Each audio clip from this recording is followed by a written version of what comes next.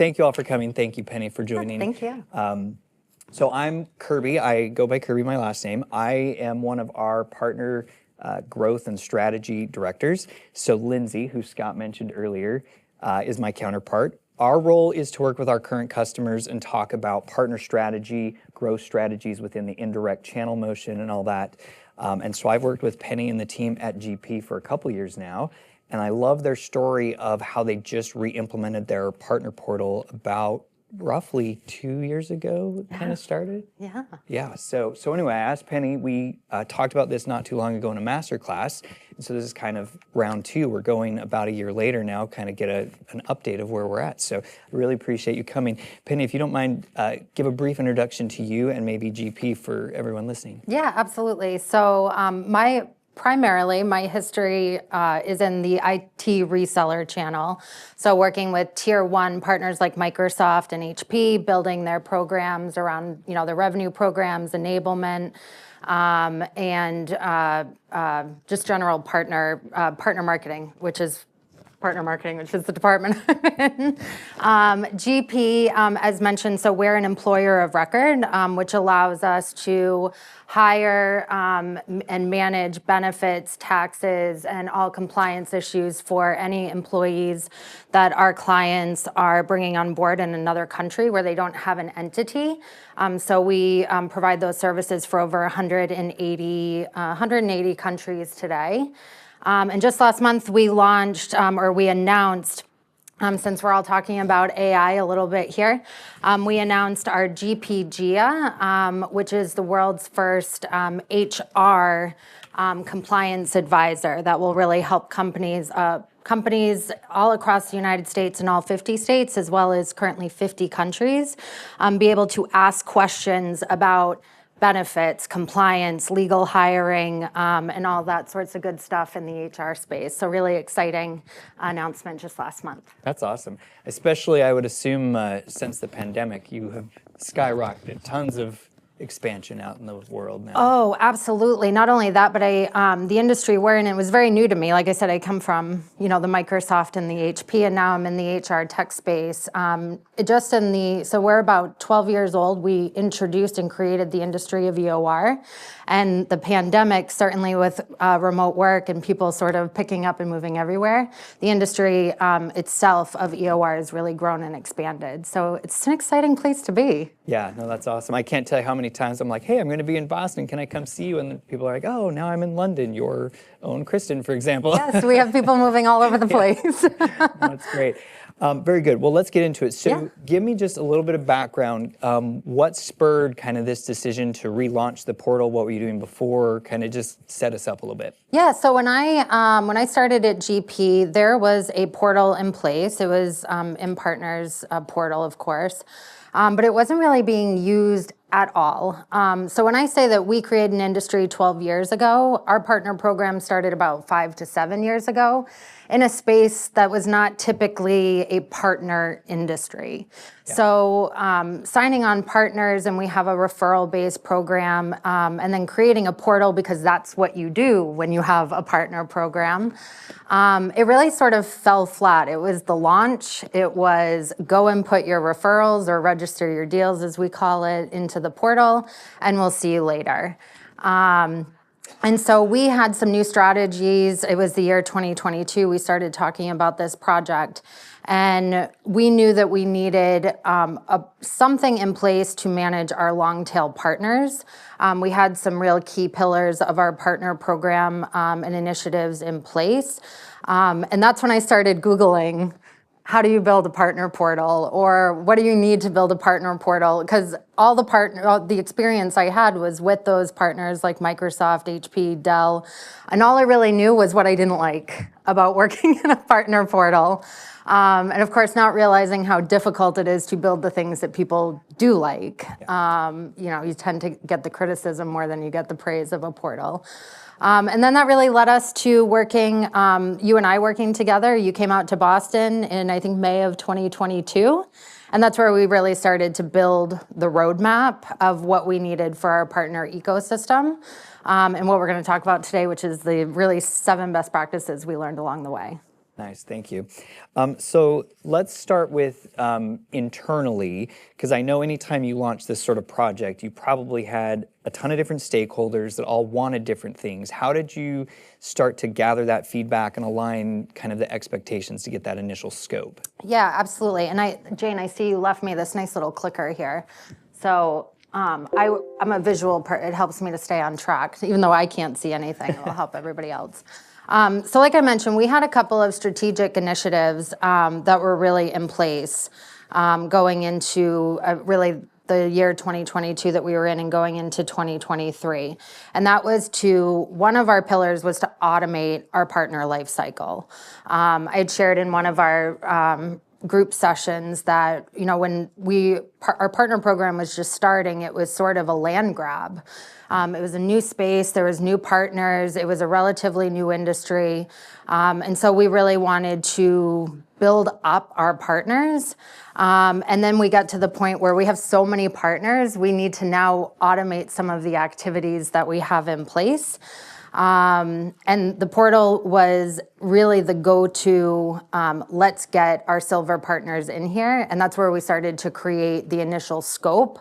And of course, before you get anything, even though we already had a portal in place, before we could actually get it prioritized and get those stakeholders on board, we had to get buy-in from our executive team, which anyone in this room that has had to sort of create a new initiative and get it approved is sometimes easier said than done. Yeah, no, exactly. So what would you say was some of the challenges or one of your greatest challenges in aligning those expectations? I mean, are my executives still in the room? I know how challenging it can be sometimes, right? Trying to meet what they want, but say, hey, we've got a timeline, we've got a budget, I can't do it all. Yeah, absolutely. I think one of the best, the things that put us on track to be the most successful was we had a very clear and concise objective and ability to communicate what problems we were solving, not only for our partners, which of course was important to our executive team, but what problems is it solving for our internal team?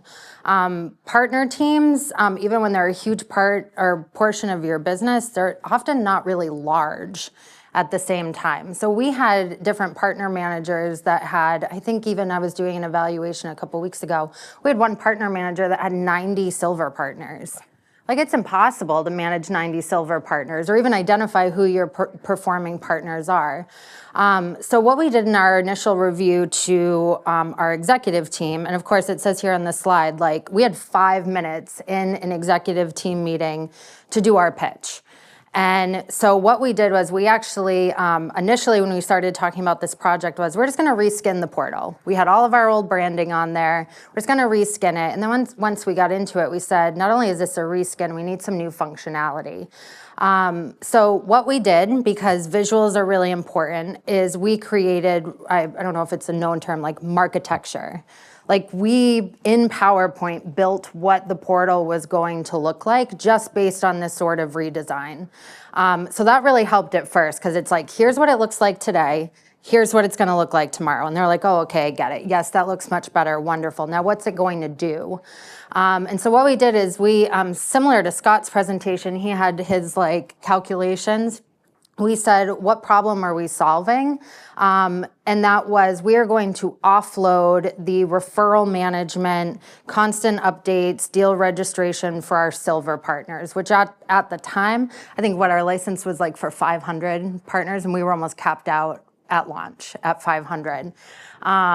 So we said, for the partners who are referring, we went through with our partner managers to say, how many emails back and forth are you spending? How much follow-up are you doing for like this one opportunity from a silver partner that you hear from, every other quarter? And we just did the math on it and we said, here's how much time we can save if we automate this process, and that is the number one problem we are looking to solve. And so having the visual and being able to present, here's the clear problem that we're going to solve, went a long way. Now, it didn't stop them from going, well, what about this? Can it do this? Can it do that? Can it do that? And that's why I say, like, don't let those 5 minutes turn into 5 months, because if you keep saying, oh yeah, I can do that. Oh yeah, we can do that. Oh, we can look into that. when you start adding all of those things, it starts adding to your entire project. So we stuck very clearly communicated the goal, the problem we were trying to solve, and anything else went into a phase 2. And like you and I have talked about, half the things that go into phase 2, they don't want by the time you're ready. It changes anyway. Yeah. No, I love that. And that's one of the reasons I love this conversation and talking to you guys about this is, first of all, you went in with the end in mind. You said, we have a problem we want to solve. Let's tackle that first, and then let's think about the rest later. Right. We see so many of our customers come in and say we're going to eat the elephant whole, and then it's, it takes a year to even launch because it's just so complex. So there's nothing necessarily wrong with that, but I love your approach there. So that's great. As far as, so we talked a little bit about your executive team. What about some of the other stakeholders? How did you get them involved, keep them involved, get their input and feedback? Yeah, this is one of my favorite questions because we had fairly big teams, a lot of, like all of us, big teams, big departments, and everyone cares about their own stuff. And you hear about competing priorities and prioritization. The number one thing we did, and just making sure that just give me a thumbs up, Jane, it's hard to see here, is we tried to figure out when we had to approach different stakeholders, like our brand team, our revenue operations team, our sales team, we just tried to figure out what is the thing that they care about most and try to attach an outcome to it that they cared about.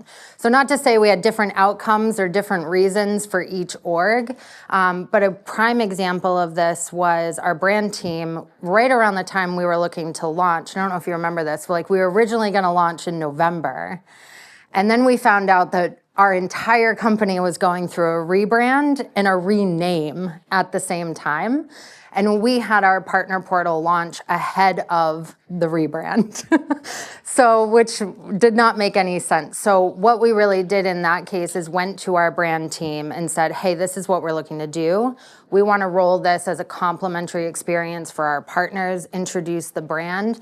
And with that sort of language, it got that whole team invested in the project. And so we just did that across each team is what do they care about? What are they goaled on? What at the end of the year is going to matter to them? And then create a pitch specifically for that team. Well, that's awesome. Okay, I love the groundwork. So let's go into a little bit the actual build. So now you've got a plan, you've got stakeholder buy-in. Tell us about some of the challenges and what went into actually now implementing your design and your plan. Yes, this is my favorite. Well, actually, the last one was they're all my favorite. But the truth is we had or at least I didn't, no idea what to expect. So, and you don't, the common phrase, you don't know what you don't know. And so one of the first things that we really had to do when we started working with the InPartner team was, this best piece of advice, I swear, in this process is ask upfront who does what. I love that. Especially because not just like what does InPartner do and what does GP do, but once we get that sort of delineation between ownership is what on each team, who on each team is going to be responsible for different parts of that. And I think that was a really big difference maker in now when I say it took us 6 months, if we hadn't asked that question up front, it would have taken us 9 months. Yeah. Because even as we got further down into the process, there were questions that we didn't know to ask, like who does that, that we would find out later on. So when we were working with our project manager and with you, the first question is just give us a list of what is typically done and then tell us who does what pieces of that. And then we can start build the project to align to those responsibilities. I like that. Now also help me understand, again, because your executives say, oh yeah, we're going to invest the time and money to do this. They want it turned on yesterday. So how did you balance the time to launch versus like getting a quality product? I'm going to give your team a huge shout out because that truly was the only way that we in the 11th hour had, we were fully, had our integration with Salesforce set up. We were ready to go. Almost I'd say we were like a little ahead of schedule. And then we caught something that was really in our build that was going to be a major conflict that would have potentially put us over the mark. Like our goal, I think at the time was like we were going to be ready to go on December 12th so that we could launch it on January 5th. Like everyone can disperse for the holidays, not worry about it. And I think it was like on December 6th that we were like, oh shoot, like we might have a problem here. But it was really working with your team, working with the developers. I think that that was a big key because we didn't have that expertise on our end of dev. And that really was what kept us on target, even in one of those little emergencies. Nice. And as you were building, how did you know what you were building was going to resonate with your partners? I would say that's a good question because, like I said, we had done a little bit of a land grab to bring in a lot of partners. And so one of our key goals not only was to automate that referral submission phase, but it was sort of to understand where do we have engagement, or at least I wouldn't even say engagement at that point, where do we have the attention of partners? And so leading up to the portal launch, we had been running a couple of different campaigns. We actually called them like Jolt campaigns, where we were like testing, like what is a partner responding to? Are they opening emails? Are they attending events? Are they sending referrals? And so we started to get some of that data put together and then went to those partner managers that own those partners who are sort of like, if you were to say scoring, like engaging and aware. We started introducing the idea through asking the PBMs, you know, because we have, in the United States, we have partners that are PEOs, so like the people who run payroll and benefits administration, and then we have tax consultants. So it's sort of a whole different mix of the type of audience. And we just sort of said, you know, is this something your partners would be interested in? Here's what's in it for you. Here's what potentially is in it for them. And that's how we took the temperature of what partners might be interested in. Yeah, I love that. Okay. So now you've got it built. When you went into it, did you have an idea, and if so, how, of what it was going to take ongoing to manage the portal? Support resources ongoing. I have to say, we're really fortunate to have a very invested team in this project. So like I said, we had brand, we had creative, we had executive leadership. It was a board level initiative as well. It's a little scary, but it also really helps to keep moving things forward. But we also had a great partner ops, revenue ops, and partner marketing team where I sit. And as we started to build it, it became very clear who needed to manage it. And it was not going to be sitting on the shoulders of our RevOps team because they're managing the entire tech stack and sales stack for our sales team. It wasn't going to solely live on partner operations, where they now were just managing every fine detail. So we actually originated and it was part of the intro is we created what's called a global programs office, which is really run out of our global partner marketing org with hooks into partner ops, revenue operations. So we could sort of scale the support across different business functions. And that sort of grew into something. Like before we sort of created that, it was me and our partner ops team. And we're like, we'll just figure it out as we go. And then we said, there's a more, consistent and scalable way to manage this. I love that. That's fantastic. You guys did that. Okay, so now we are almost 2 years from your relaunch. What would you say, has your strategy stayed the same? What have you adjusted? Where are we at now?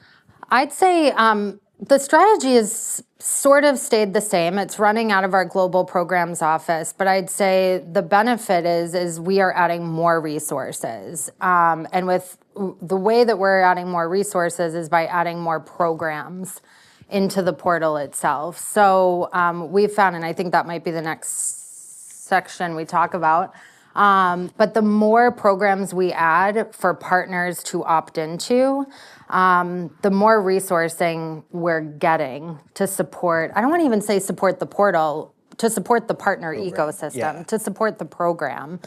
So that's going to continue to evolve, and I bet when we talk next year, it will look even more different next year than it has year over year these past 2 years. That's awesome. And yeah, I mean, that's the perfect segue, because that's where I wanted to go next was the engagement, because this is a question we get a ton, Lindsay and I, is how do I get my partners to engage, not just with the portal, of course with the portal, but just with the program in general and us as a company and a brand, right? Yeah. So give us some of your engagement strategies. What did you do? Oh, yeah. Where am I, Jane? Okay. Are we on engagement? Are we on engagement? I should have had you do the pointer. Okay, yes. So our engagement, I mentioned we ran those Jolt campaigns before we even started building the partner portal. So what we ended up doing for engagement post-launch is we had a really good, when we launched, or I should say before we launched, we built a GTM plan. Just like we would for any marketing campaign, any new product we were launching. So when we launched, we ran a webinar, we ran an email campaign. Again, and that was just awareness. Like, here's the tool that we have that maybe you interacted with once 3 years ago. Here's how it's different. Here's how it improved. And I would say for the first 6 months of launch, we ran campaign activities like that. It was just to say, here it is. There was no, if you don't submit your referral, then we're not taking, I mean, who would do that? No one would ever say, if you don't submit it here, we're not going to take your business.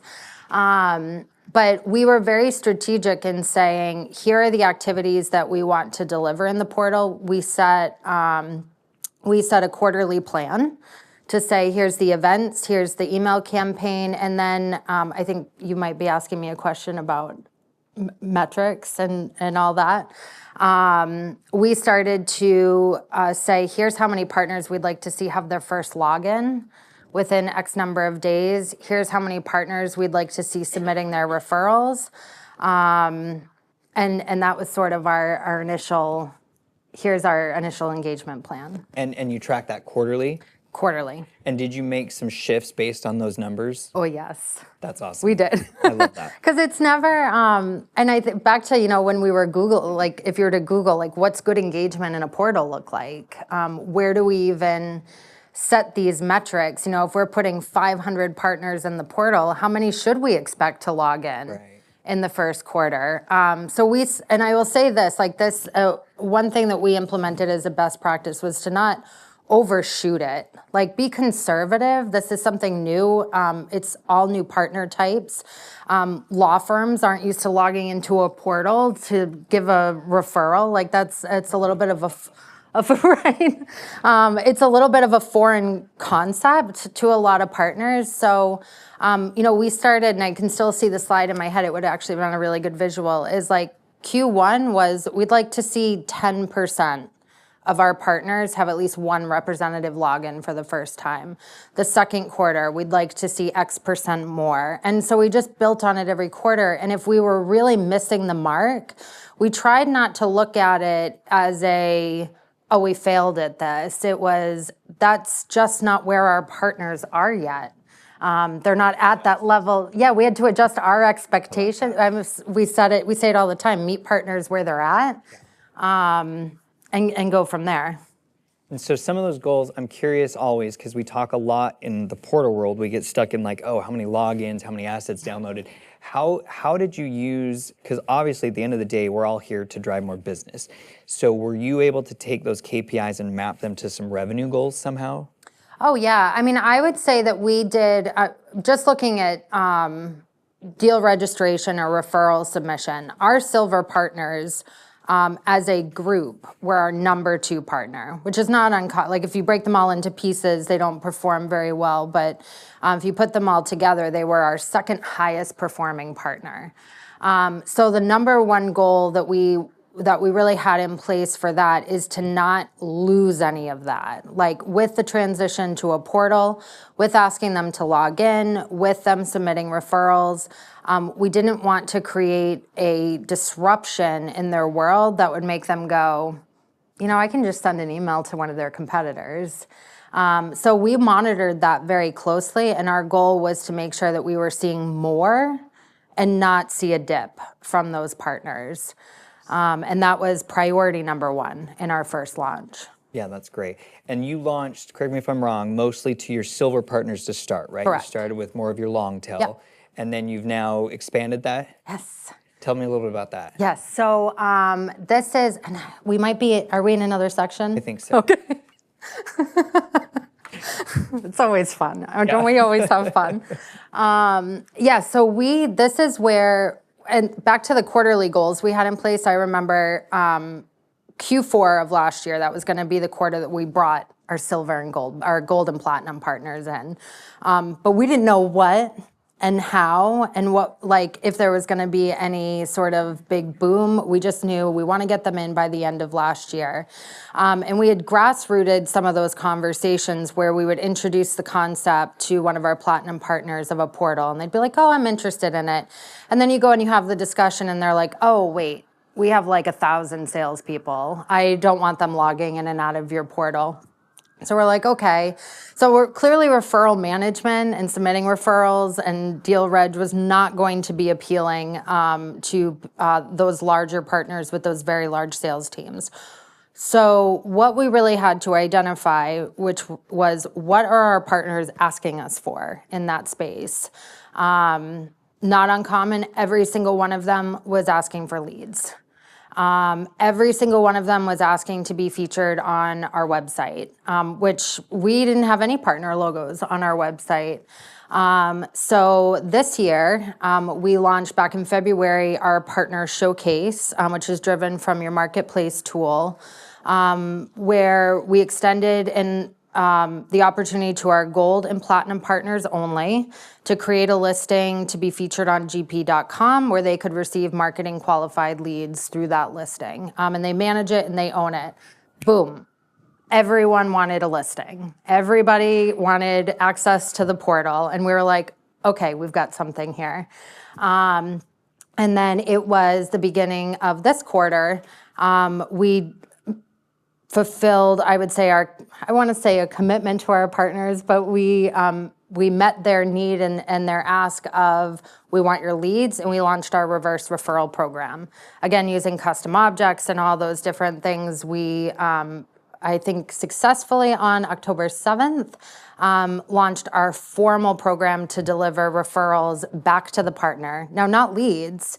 These are qualified by our team directly with the SE. Back to the partner. And so we have that fully running now. And I would say the engagement from reverse referrals is probably double what it was for the showcase. Oh, I can imagine, yeah. So we're a year behind on my initial goal of getting them all in the portal, but we had a really good reason for them to come in. Well, it happened. We're good. I love this. How have you been able to maintain that agility to start with your long tail smaller partners that need these things and then add these other partners that have different needs? What's that like? Yeah, I want to say it really goes back to when we first were launching and this was the topic of our masterclass, which was build with the end in mind. Yeah. It's one thing my husband always tells me is like, buy what you, more than you need, but what you can afford. And when we were initially scoping out the portal and the tools and the functionality, there were a few things that we said, well, we don't need that. Our partners aren't there yet. But in the back of everyone's mind, they were going, we're probably going to need that. And sure enough, when I came to you and I said, hey, we're looking like for some sort of not marketplace though, but some sort of visibility on our website. And we can build it on our site if we want, but that's not very partner friendly. And that's a lot of management.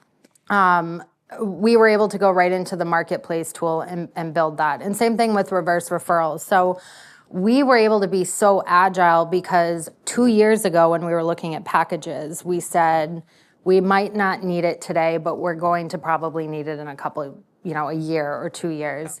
And I think we're at that phase now of what do we need to get now that we're going to need in 2-3 years from now to support partners. Nice. I like that, Dave, for our new marketing slogan, buy more than you need. I love it. But what you can afford.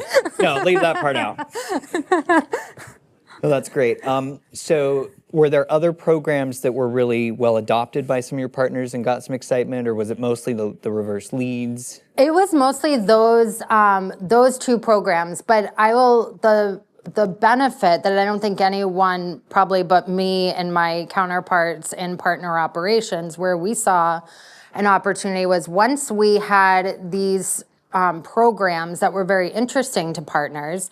The partner showcase got us, and I don't remember your name, but we were talking about it in our small group. Like, it's hard to find a partner marketer in your partners' organizations. Oh, yeah. They're not always there.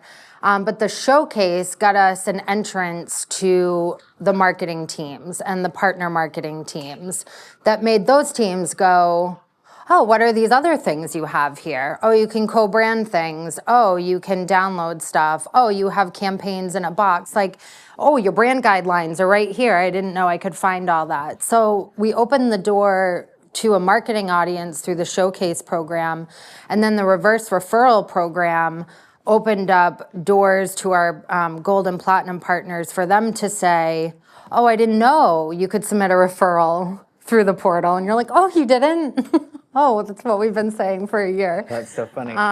But what, just enough to entice them to come just in. enough to entice them to come in. It's sort of that curiosity of, we gave them something that they were constantly asking for and created some space for them to be curious about what else was available to them. And one of our biggest referring partners, not the biggest, but one of our biggest, as part of that reverse referral program, saw that they could submit referrals, and over the course of a month and a half are now exclusively referring via the portal. Oh, that's awesome. Yeah. Have you seen, I don't know if you know this off the top of your head, but have you gotten some of those silver partners or gold partners that say, hey, I want to do more so that I can be part of that program? Yes, yes.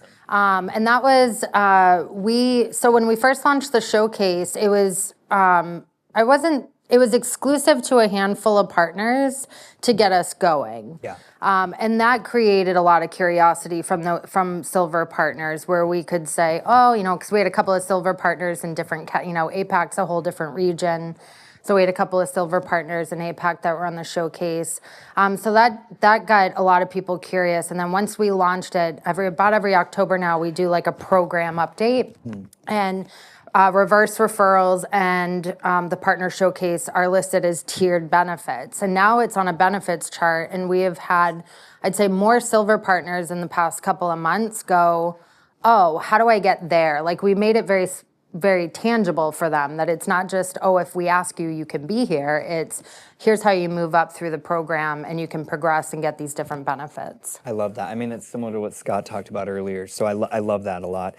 Okay, well, that's great. Kind of the final seventh step, if you will, move into that. So give us just, what are some of the lessons you've learned through this process? Like I say, I think we're about 2 years in now. What advice would you give to the rest of the group here, or people looking to build out a portal? Yeah, don't take anything personal. It's just a portal. If someone really doesn't like it, or they don't find it to be friendly, or they don't want to use it, don't take it personally. I would say be curious yourself. When we launched, we had a number of partners that were like, oh, this is great. I love this. This is so cool. But we also had internal, partner managers and partners, have complaints about it.